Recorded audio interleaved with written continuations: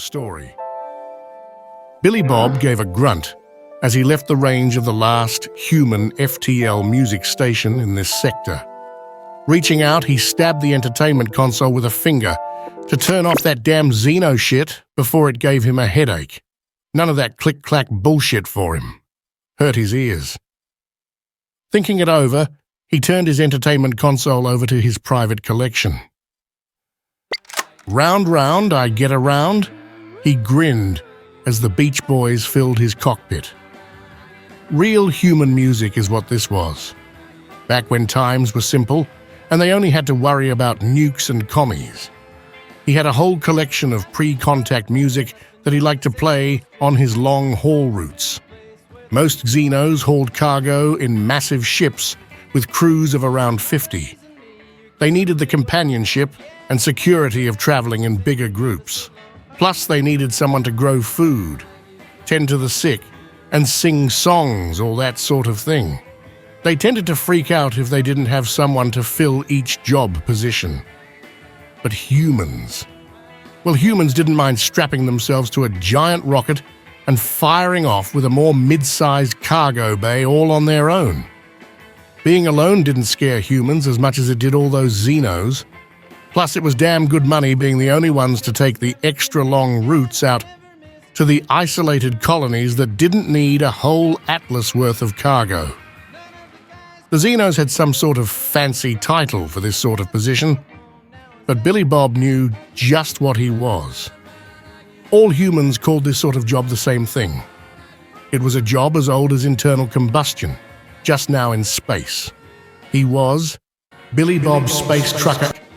Billy Bob was good at his job. He'd taken it up after a tour of service in the Navy as a bomber. Knowing how Xenos hated being isolated, humans had realized they didn't scan for small ships, and the concept of long-range fighter bombers with single pilots was completely foreign to them. Taking advantage of this humanity created whole squadrons of the things to terrorize core systems while their fleet or capital ships mostly fought on the defensive in their own territory. This meant humans were hard to fight on traditional Xeno terms. Instead of big capital ship battles to decide the fate of wars, they just sat around and defended their outer colonies, while those hard-to-detect squadrons of fighter bombers devastated morale back home. Of course, humans could trounce most militaries once they landed anyway. A nice side effect from evolving on a high-gravity death world meant most Xenos didn't stand a chance against them face-to-face. But that was mostly frowned upon by the Galactic Peace Corps. They wanted border conflicts to take place in space and involve as little actual invasion as possible, and humanity was trying to join peacefully rather than forcefully. Most people didn't want humans to be viewed as big, mean bullies. But Billy Bob didn't mind being a bully now and then. Wars had died down since humanity had established their borders, and the Navy didn't need those fighter bombers as much as patrol craft. So Billy Bob had taken his severance pay with an honorable discharge and bought himself a Longhorn, made back home on terra fucking firma. Then he signed up with a freight line and got to trucking in space. His only companion was the long space lanes ahead, fellow space truckers on the FTL Prox band, and of course, Mittens. Mittens was a Martian marauder genetically engineered to handle pests on the first off-world colony. He was about as big as an old Earth bobcat. His fur was a dusty red with bluish stripes, but white paws, hence the name. He was scarred all over from his many battles on the streets of Mars as a youth before a shelter had found him. Billy Bob had picked him up from the shelter because he liked the look of the cat, and he knew that an omnivore keeping a carnivore as a pet scarred the shit out of most Xenos. Billy Bob liked dogs too, but they needed more space than he had in his Longhorn, and they'd yet to breed a dog that could learn to do its business in a space toilet and flush after. Currently, he had a cargo bay full of standard agri-colony supplies and 3 space days to get there. He knew they weren't space days, but he hated the stupid Xeno terms for this kind of shit. He wasn't some Diplo-core nerd. He was a space trucker. He just added space in front of traditional human terms, and that was good enough for him. Soon enough, though, his gut began to rumble, and he sighed. I could use a quick bite. How about you, Mittens? The cat was sleeping on the co-pilot chair and yawned, but didn't contribute to the conversation. Ah, well, I'm going to stretch my legs, you lazy fuzzball. His ship shuddered as he began to peel off from the main FTL lane and spin down his engines as he moved out of the FTL lane. Soon, he had pulled up to a refueling station, his longhorn dwarfed by the other massive cargo ships and Atlas. Paying the minor docking fee, he unfastened his harness and hauled his growing beer gut out of the pilot's chair. He ran a hand over his belly for a moment as he noted he needed to exercise more regularly now that he wasn't on a military diet. Shrugging it off, he walked back through the small cabin of his ship and stepped into the airlock. He ached for a smoke, but knew the rules against air toxins were strictly enforced. Pathetic Xenos couldn't handle a little tobacco smoke, but he shrugged it off and waited for the airlock to cycle. He was greeted with stale canned air that smelled of dirty Xenos and FTL fuel as he began to walk along the gantry towards the station's central. His boots, jeans, belt buckle, and plaid shirt were all entirely against the standard Xenos norms of clothing. Everyone preferred pressure suits or multi-function harnesses. Well, that wasn't his style. So he adjusted his hat with the human flag next to the good old stars and stripes on it and walked on. Most stations like this had the same layout. They consisted of a central hub with arms for cargo haulers to dock at, and restaurants and other entertainment centers for lonely cargo crew to have some fun at. He had to watch his step in the lowered gravity unless he wanted to go jumping over everyone's head and freak everyone out. So he had to take a slow, long stride gait. Noting the places with sealed environments for various atmospheric needs, he found a dinner that looked empty enough. He groaned at the sight of the chairs, though. They were all those ergonomic Xeno styles. He just wanted a place for his butt and a back to lean against, damn it. He looked over the options of furniture and approached the counter. Picking one that looked like a U, he tried to sit in it sideways first, but it was too wide to comfortably straddle. Then, when he tried to sit it in with the arms of the U against his, he found it too tight. While he tried this, the guy behind the counter, some sort of six-armed space frog, just waited and watched. Do you have, like, a crate or something? The creature looked confused. A crate of what? Just like a crate. Got some crates of cans in the back. Billy Bob got up, walked past the space frog and into the kitchen, where some more surprised-looking space frogs were standing around. Hey, wait! Just going to be a minute? He found one of the shiny metal boxes and lifted it up, walking back out with it as the space frog's eyes got even wider. Then he set it down next to the counter and sat on it. Do you know how heavy that thing is? High-gravity home planet. Well, no wonder you're so ugly. You're not pretty yourself, fella. I've got 6 wives, pal. I'm gorgeous. Billy Bob eyed the creature in front of him and figured there was just no counting for taste. Well, fine. Do you have meat? The creature shuddered for a moment, 3 bulbous sacs along its blue neck expanding for a moment. Ugh, a carnivore, huh? Omnivore, thank you very much. Do you have anything resembling bacon and eggs? He waited for the creature's implant to translate the term before he saw the blue sacs turn a little green. That's disgustingly barbaric. Billy Bob let out a sigh. How about protein mush and space pancakes? It had taken Billy Bob ages to tweak his translator to understand custom input just the way he liked. Protein mush would translate, but space pancakes wouldn't normally. but he'd be damned if he bothered to remember the Xeno term for those green flapjack-type things. Yes, that we have. And butter? It was a long shot. Even the translator struggled to convey the term. Spreadable animal fat? You know what, never mind. How about space maple syrup? Yes, we have sugar tar. Close enough. Coffee? A blank face was the response. Shit, I mean, space coffee? Dear religious figure, you'd want to consume some of that stuff in liquid form? Yes. Is that not normal? No. Combat stimulants are not normal to consume as a drink. Shit, guess. This place hasn't had visits from our Diplo Corps then. Do you have anything with caffeine in it? The creature looked at him warily. We keep some space tea for visiting space foxes. He meant the Tritari, but Billy Bob thought they looked like space foxes, and as such made his translator use the term. Oh, good. Well, bring me some boiling water, 3 bags of that, and then another glass full of ice about this big. He held up his hands to show. Are you coming out of a hibernation cycle? That's an absurd amount of liquid. We don't hibernate. We're just dense.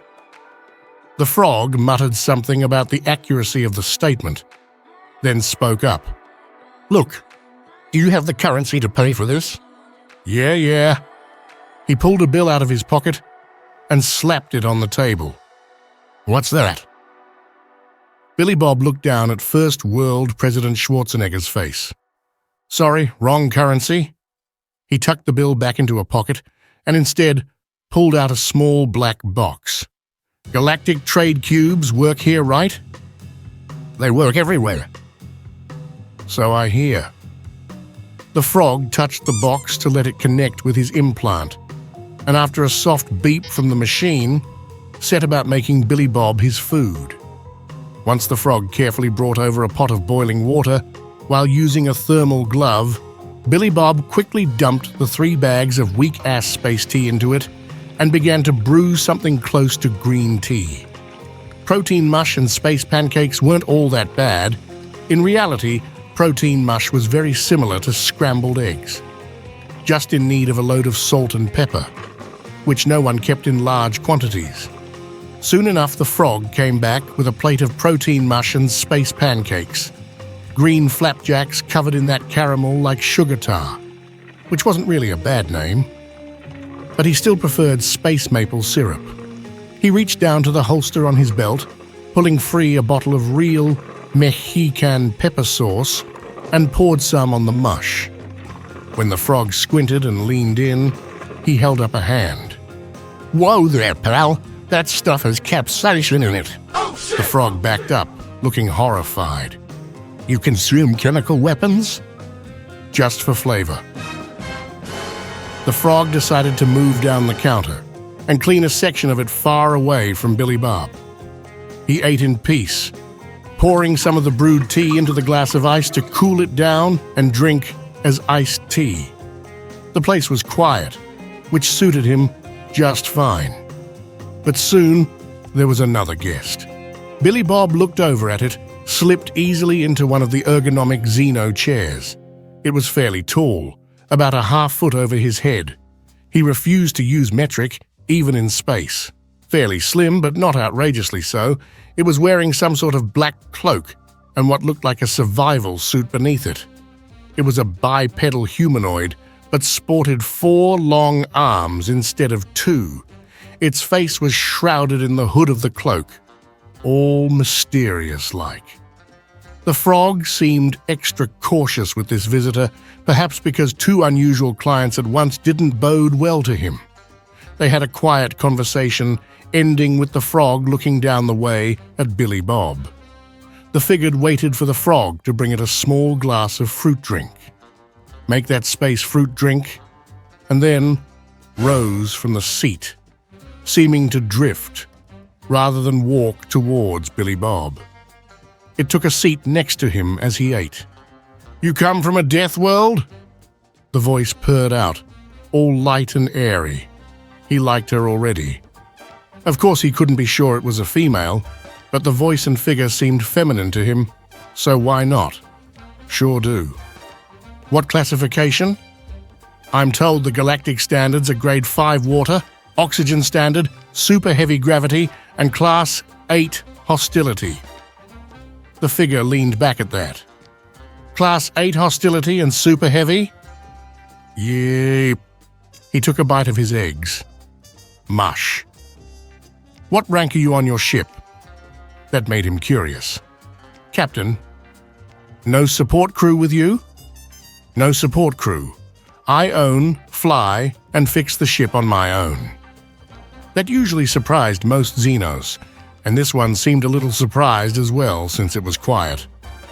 You're a space trucker. A what? I don't like the galactic term, that's what my people call it. I haul cargo around space for contracts. On your own? I have a pet. Oh? Yep. He figured she was wondering what it was, but he decided it was best not to scare her. Are you taking on new cargo? In the middle of a contract. Full cargo hold, I'm afraid. What about passengers?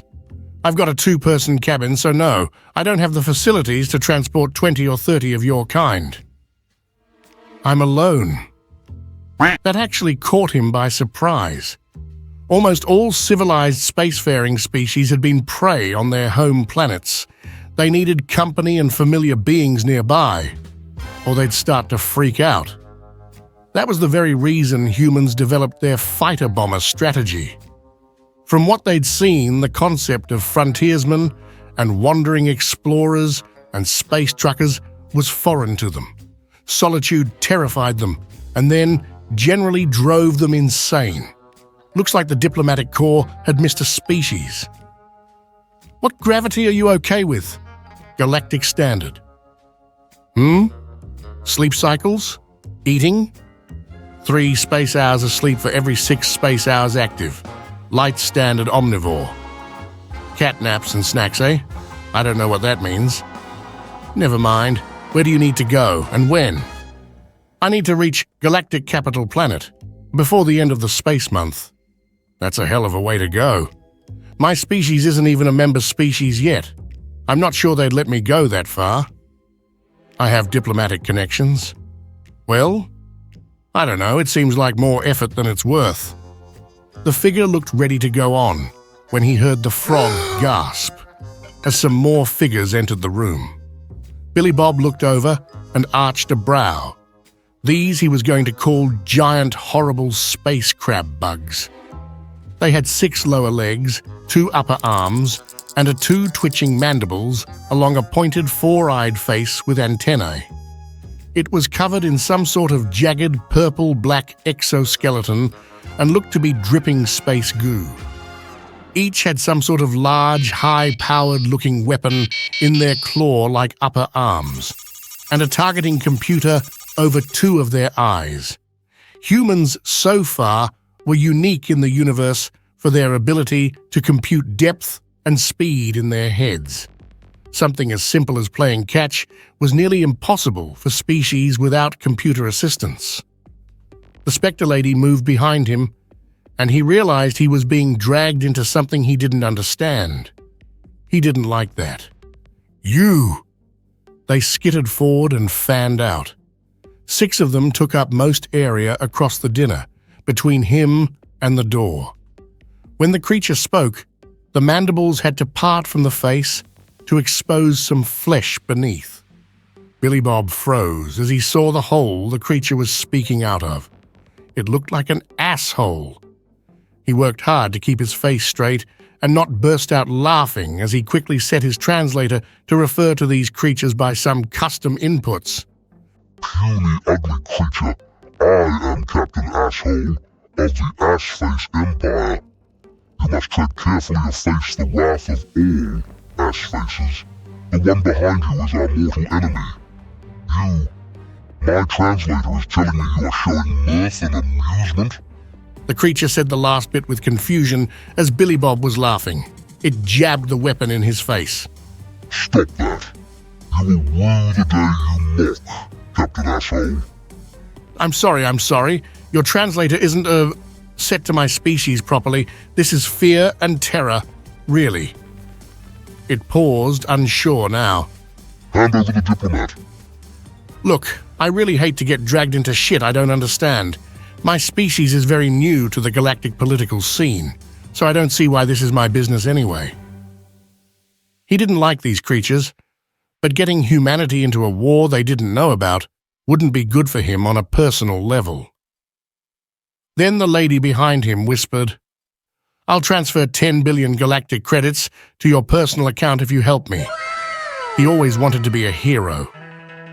Billy Bob yanked the bottle of pepper sauce from his holster, smashing it across Captain Asshole's face. The creatures were stunned by his speed, and Captain Asshole began to scream in pain as the hot sauce burned him. Billy Bob took the still boiling pot of water, tossing it at another ass face, smacking it in the face as he then leaped forward with all the speed of a high-gravity death welder. Grappling one of the creatures past the other two screaming ass faces, he ripped the weapon from its hand, pushing a bunch of buttons before a swarm of little pink bolts slammed into another ass face. Then he smashed the weapon into the torso of the ass face he had disarmed, cracking and splintering the exoskeleton as more goo escaped. The last two had leveled their weapons and then turned their injured comrade into a massive splatter of bits and pieces. But Billy Bob was already rolling away, rising up as he ripped a table from the ground and throwing it into the fifth ass face. The sixth was swinging his weapon, waiting for the computer to give him a firing plot. But Billy Bob was too fast. Picking up one of those stupid xeno-ergonomic chairs, he leaped, swinging it overhand and down into the ass face's face. There was a crack and snap as it slumped to the ground. There were siren sounds in the station as security had obviously detected the violence. "Cheese it, lady!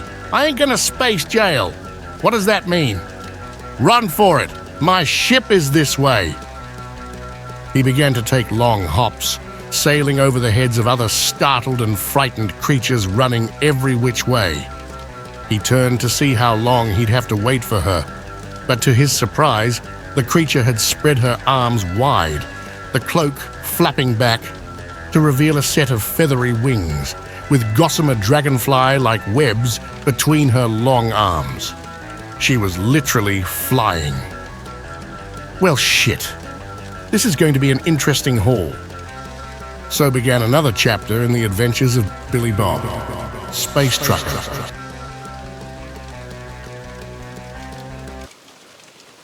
Alright, thanks for listening. I'm gonna go nap.